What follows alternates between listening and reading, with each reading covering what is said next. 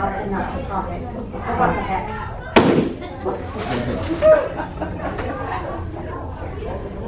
I feel like it was just yesterday. It was February 19th, 2018, 9 o'clock p.m. I was packing for a trip to Mazatlan, Mexico with a girlfriend from high school. Her husband was taking us to the airport at 5 a.m. the next day. I had everything laid out. I was packing it in my suitcase. My phone rings at 9 o'clock. And she said, "Mrs. Paula, I'm just reminding you that our husband is going to take us to the airport." My husband is taking us to the airport, and you need to be ready promptly at 6:30.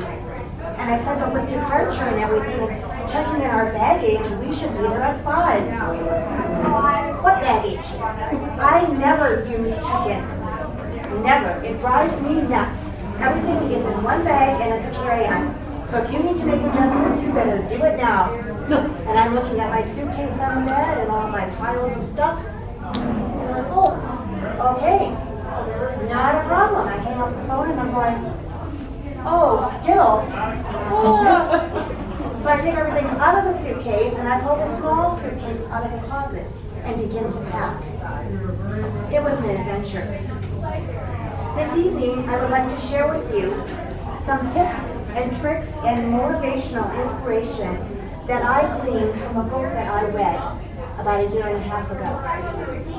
This book is entitled The Minimalist Home by Joshua Baker. He also has a YouTube channel, and he's very approachable, and he's very motivating, and this was life-changing. I would encourage all of you to read this. He also has about 6 other books that are out there. You're probably curious, what is 20-20-20? Well, Joshua Baker has a formula. If you're on the fence about getting something or not getting it, use the 20-20 rule. Can you purchase it within 20 miles of your home, within 20 minutes, for under 20 bucks? If the answer is yes, dump it. Okay, I like that, Joshua. And you might be wondering, what is minimalism?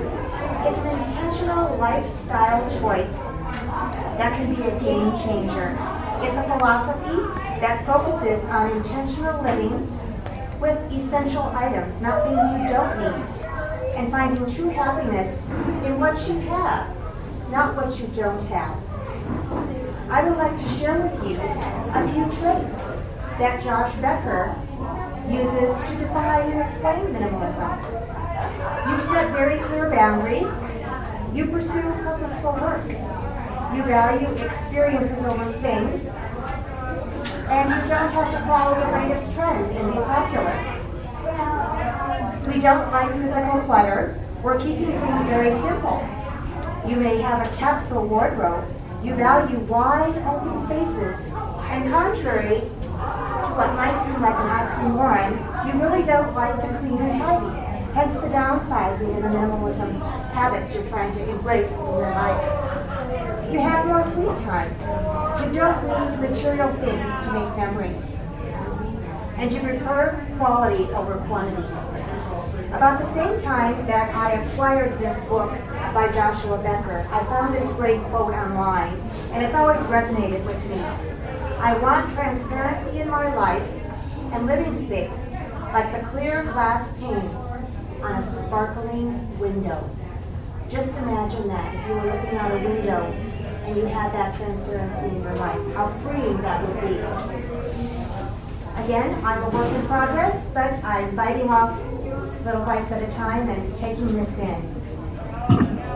Next, I would like to share with you some tips and thoughtful reflections that I took away from the book that Joshua Becker reveals about what it's like to be a minimalist. Never organize what you can discard. Never organize what you can discard. I had to read that one many, many, many times, and it's still soaking in. A home that is filled with only the things you love and use will be a home you love to use. Not every possession needs to be a belonging. I'm going to put that on my bumper sticker. Ask yourself, what is really important?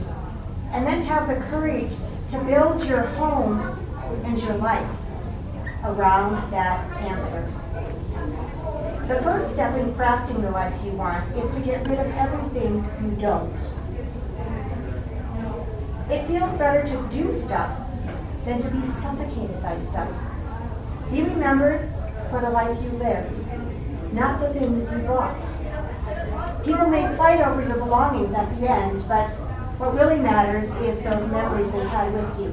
Remember when we did this with so-and-so? That's what they'll carry with them.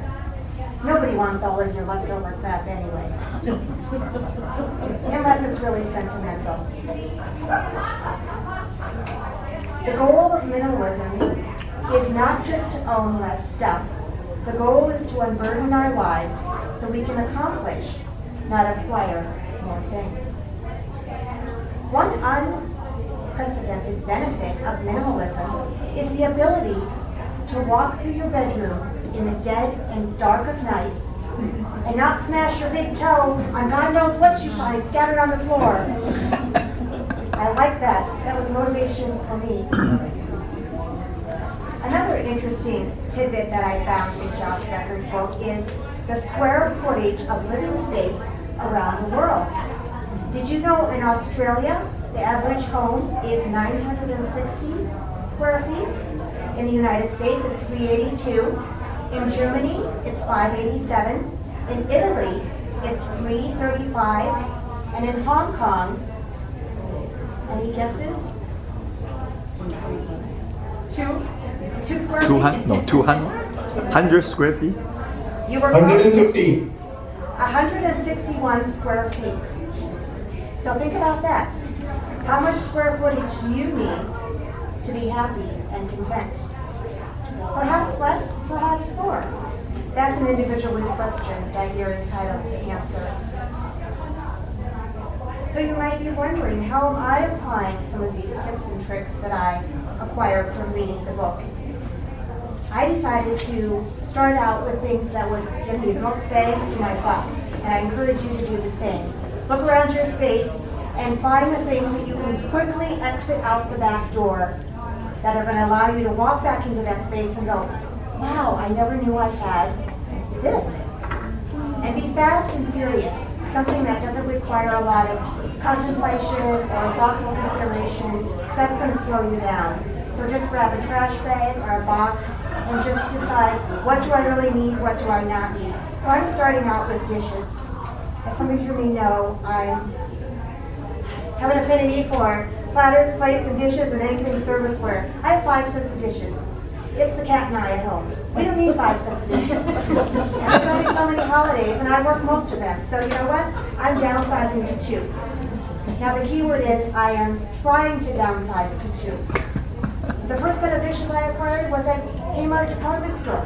I was in my early 20s working 3 jobs, and I saw a set of Christmas dishes for 40 bucks. I slapped that thing on layaway, $5 every paycheck. I had it paid off in like 2 months. I thought I was riding high. Well, over the years, I acquired more dishes at thrift stores in the same set. Now I have too many to mention. It's gone. No sentiment to it. Towels, rags, dishcloths, 1 set per person in the family. Well, discarding my cat, I decided to have 2 in case I have a house guest. What if I need more? 20, 20, 20. Bed sheets. Do I need bed sheets? Not that many. 1 for spring and 1 for summer. In the past 2 years, I've started binge watching Tiny Home Living.